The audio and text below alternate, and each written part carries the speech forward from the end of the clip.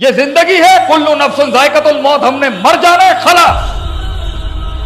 आज खुशियां हैं, गम है, बीमारियां वगैरह, हमने मर जाना है एक दिन। ये सांसें एक दिन रुक जाएंगी। मैं हमेशा अमर नहीं रहूंगा। मेरे पास गिनती के दिन हैं और शायद आखिरी सांस और जुमले में जान निकल जाए। मैंने जाना है इस दुनिया से, खलास। जब हमसे पिछले वालों ने हमें सही रखा है और हम अपने आगे वालों को वही चीज, ये जुमला जब भी तुम्हें कोई कहे ना कि 1400 साल में जो मेरी बुद्धि को समझ में आ गया है ना, क्योंकि मुझे खेलना आता है इसके साथ, ये प्योर फितना है। और ऐसे सब्जेक्ट को मार्केट में लाने का मकसद क्या है तुम्हारा?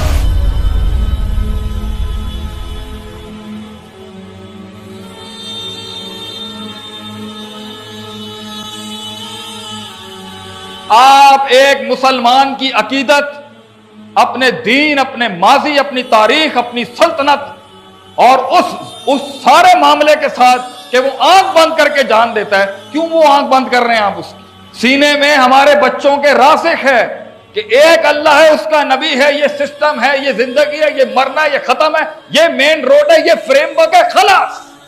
इससे ज्यादा हमें ना सुनना है ना समझना है। इससे ज्यादा जाओगे तो फिर आलिम बन के जाओ, तुम्हारे लिए ये बहुत है। ये जिंदगी है, कुल्लू नफ्सुन जायकातुल मौत, हमने मर जाना है, खलास।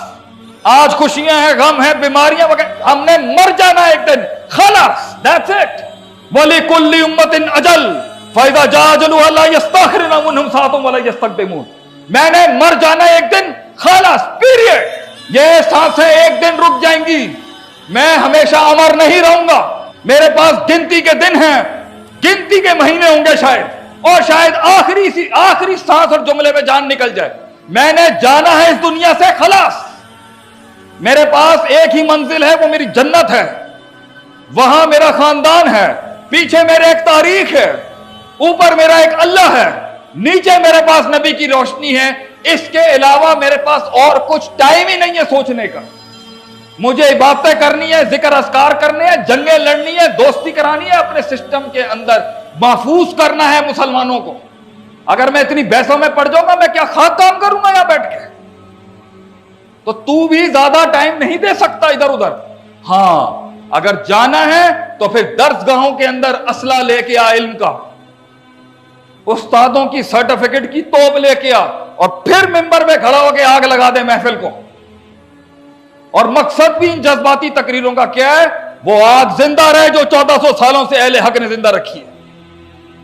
ऐसे मौजूआत और ऐसे सब्जेक्ट को मार्केट में लाने का मकसद क्या है तुम्हारा?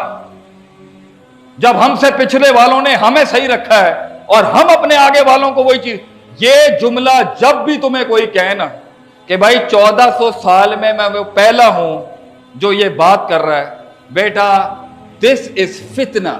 ये कहना इमाम अबू हनीफा रहमुल्लाह अलैह को गल नहीं समझ आई, इमाम शाफी नू गल नहीं समझ आई, इमाम ताऊस नू गल समझ नहीं आई, इमाम हसन बसरी नू गल समझ नहीं आई, इमाम शाफी नू गल समझ नहीं आई, इब्ने तैमिया रहमुल्लाह अलैह को गल समझ नहीं आई, इब्ने कसीर को गल समझ नहीं आई, इमाम बुखारी को गल समझ नहीं आई, इमाम मुस्लिम को बात समझ नहीं आई, इमाम निसाई को बात समझ नहीं आई, इमाम ताऊस को बात समझ नहीं आई, इमाम औज़ाई को बात समझ नहीं आई, इमाम तिरमिज़ी को बात समझ नहीं आई, इमाम निसाई को बात समझ नहीं आई, इमाम इब्ने हब्बान को बात समझ नहीं आई, अहमद बिन हंबल को बात समझ नहीं आई, इमाम मालिक को बात समझ नहीं आई। जड़ी गल मैनू समझ आ गई, बेटा ये फितना है, ये प्योर फितना है कि 1400 साल में जो मेरी बुद्धि को समझ में आ गया है ना, क्योंकि मुझे खेलना आता है इसके साथ।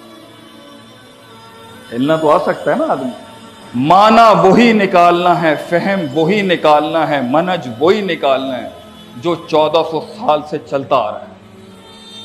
और एक ही दावा है दुनिया में, एक ही दावा है दुनिया में कि उस दावे को आज तक कायम रखा है वो कुरान और सुन्नत के वही मानने वाले हैं कि जिस तरह सहाबा इकराम, नबी अकरम सल्लल्लाहु अलैहि वसल्लम ने और उनके आगे आने वाले लोगों ने इसको समझा है, इसको सीने में उतारा है और इसको अप्लाई किया लाइफ में, वो ही रहेगा।